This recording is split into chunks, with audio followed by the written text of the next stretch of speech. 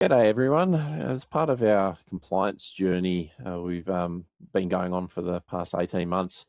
We've had some subject matter experts involved, and as this sort of partner spotlight of ours, we've got Jason from ISO365. How you going, Jason?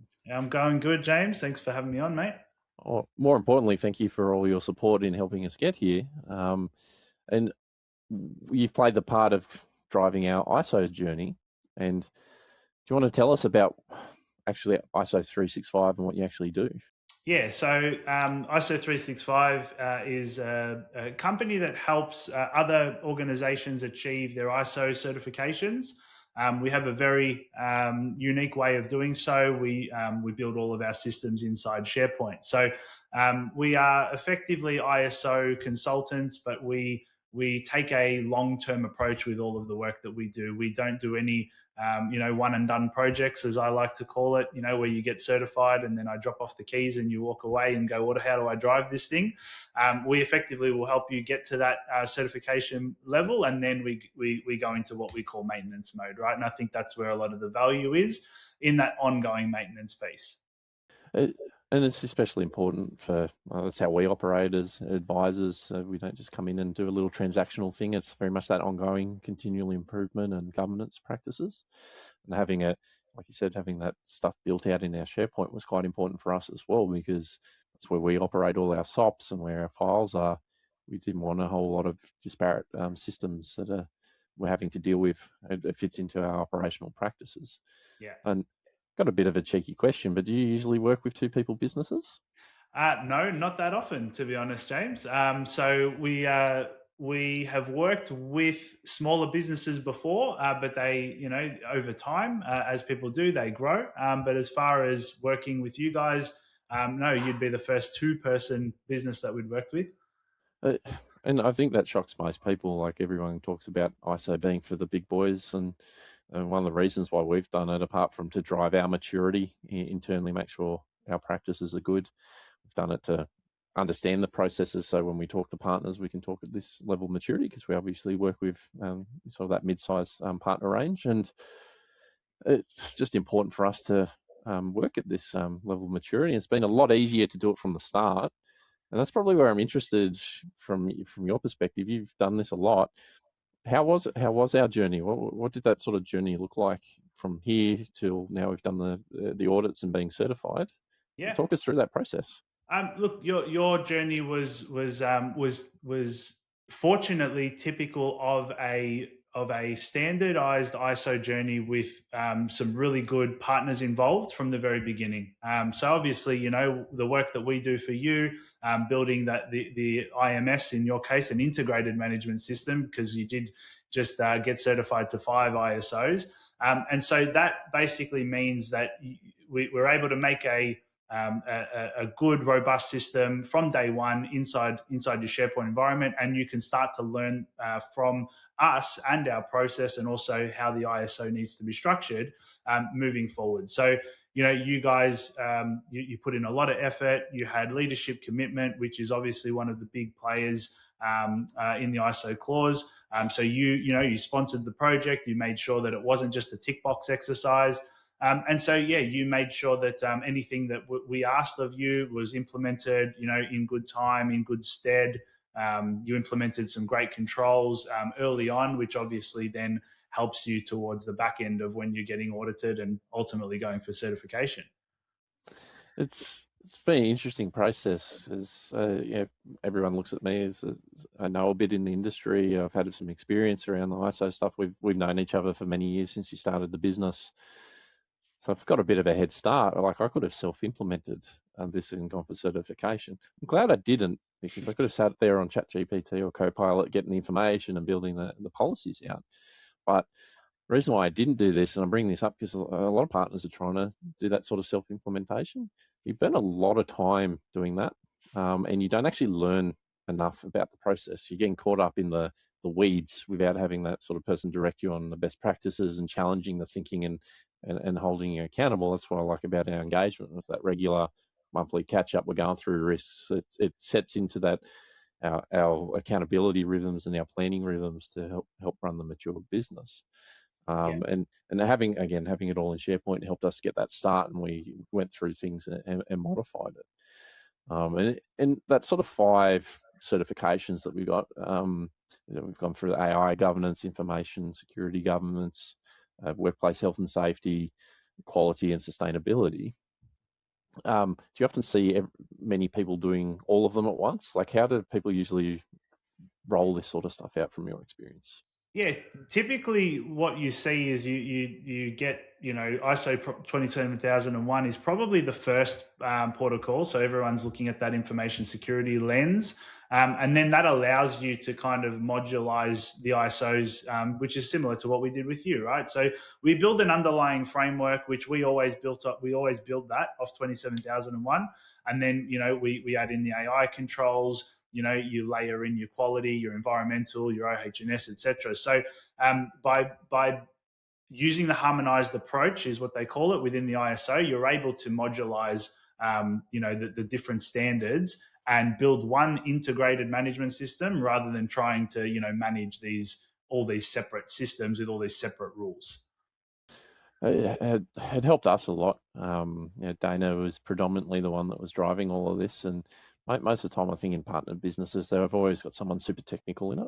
What was the contrast of having that normal standard technical driven person in a partner business compared to Dana, who's an operational process person? Did you see much of a difference in that practice? Look, definitely. I mean, it all comes down to competence on these audits as well, right? And Dana did an amazing job with a majority of those standards. And then you need to understand that when it comes to technical controls and things like that, certain people aren't going to have access to these things. So we always need the most competent person, or the most relevant person for that standard.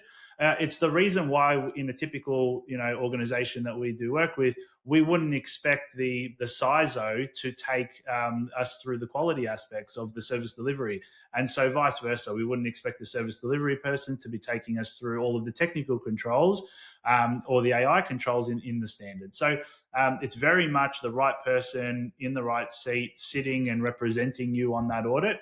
And so in your case, Dana being able to sit across most of the non-technical standards was a massive help. We obviously pull our weight, we do our part, Dana did hers.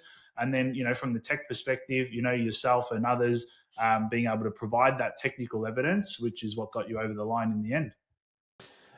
And Dana's very highly competent and an operations person and can do all the process and things, but she needed that guidance on what to actually do in terms of what's the framework and the structure of what do we need to fill in. Like, without that, someone like that gets very lost very quickly because they don't know where to start. Look, it kind of goes back to what you were saying before, right? Obviously, everyone has an AI tool. You can absolutely use AI to help in most places, but it comes down to the value of the people that you're working with, and how you can really structure the system to be right sized for your business, rather than it just being a generic answer from a tool that kind of doesn't understand the scope of what you do. And to be honest, James, what you do is very different again to what a lot of other businesses do. So trying to right size and make sure that your system worked for you rather than against you over the next many years to come for you having your ISO, that's really important. And that's where the true value of partnering with someone that knows what they're doing, rather than trying to in some cases implement yourself.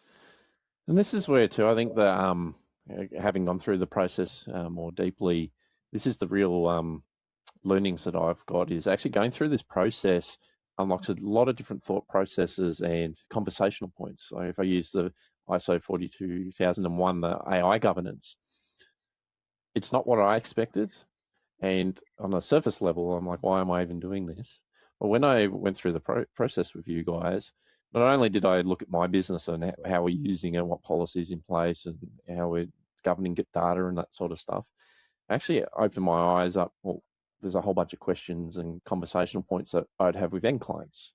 All of a sudden, I've got a structured approach to going, well, these are all the things that you need to consider that you're not. This is how we need to structure and manage it and govern it. that's where a lot of partners have been struggling, and not just from the AR perspective, but those other components of the business. The quality allows us to understand how a business runs and puts quality around those processes. The sustainability, for a lot of us, we don't think about that, but a lot of our clients have those requirements in their industries, so it better understands how we play a part in that and how technology plays a part in that. The workplace health and safety is a no-brainer, right? But even that ISO side, a lot of partners are struggling with having conversations around cybersecurity, and that's because we default to the tech, not the information and the governance and risk above that. Yeah, I completely agree. The AI standard 42001 has the unique ability to basically say, what are you doing in AI, and it makes you really, get into the weeds, if you will, of what are we doing? Are we using AI? Are we using and developing? Are we just configuring? It's all of these individual words that mean something now, and then you can apply that, both internally and externally. Are we only using it for ourselves, or are we now trying to consult on this thing and we're actually, making it public facing or building systems for clients? And so that actually, in my opinion, helps you even create your offering within any business, because you're now not going, the equivalent of oh, we use AI. It could be, oh, we use cloud. And it's like, okay, well, let's dive deeper from that perspective to figure out what we're actually doing. And then it helps you build a bit of a strategy moving forward. So I love that it does that. This is where there's that difference between just doing this as a process to check a box to get a little shiny badge, to developing internal maturity, but actually monetizing this opportunity. Like my brain, obviously, with how I work, I dive straight into the advisory opportunity here. It's not even rolling out ISO; it's the being able to understand a client's business and then how to wrap technology in and govern it, and identify risks, and then what are the compliance we need to drive. And this is what you do as to help partners. You're not necessarily sitting in there as the diving in to do an advisory, but you work with tech partners to roll out ISO certification for the clients, don't you? Yeah, absolutely. So once we, we'll establish a really trusted partnership with a tech company. We will get them through their ISO journey, because there's a lot of value there, not only from retaining their customers, but playing in areas that they otherwise haven't been able to play in. And so we want to make sure we get back of house in order and understand the process, and train, those internally, even sales teams, on how to use ISO and sell with ISO. And then there's also the internal operations side of how we're governed by these new policies and new procedures and things like that. And so that's really important to get that framework, and do that groundwork. And then, that enables that tech partner to be able to say to their clients, if and when the conversation comes up, hey, we've got some governance requirements now. Can you assist? And we want that answer to be yes, right?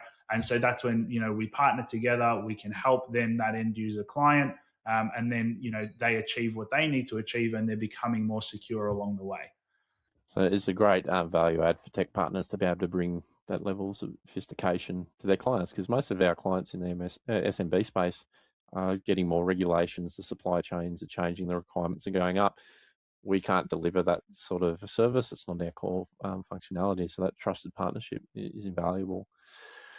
To wrap up, what would be your advice if a partner's heard this and I've sold them the dream on ISO is going to solve all their problems?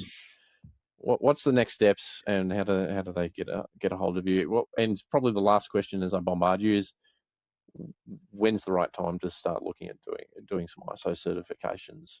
Yeah, all great questions, and I kind of always give the same response on this one, and it hasn't changed in 3 years. So, what I encourage everyone to do, if it's something that you want to learn more about, just reach out to me. You can find me on LinkedIn. I'm not that hard to find, or you can email me directly. And I would say just start having the first conversations, because half an hour on a call with me will give you a lot of clarity on how far away you are from realistically achieving something. And whether that's, we usually work within about a 6-month window to get certified, but that could be 8 months, that could be 10 months, that could be 12 months. At the end of the day, it's not a race. And if you're in a position where it's become a race. I think you've just ignored all of your red flags for far too long. And now it's okay, we need to, find a partner that's going to do it in 12 weeks. And, believe me, there's plenty of them out there. You'll find them. But I wouldn't be investing my hard-earned money in those type of companies, because they are literally just trying to tick a box. And we really want to make sure that we're living and breathing what we're doing. So my advice would be, if you've got no pressure at the moment, still have a conversation and just know where you stand.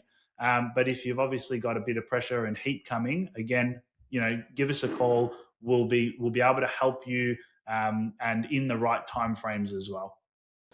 That's awesome. We couldn't have achieved this without you and the ISO365 team.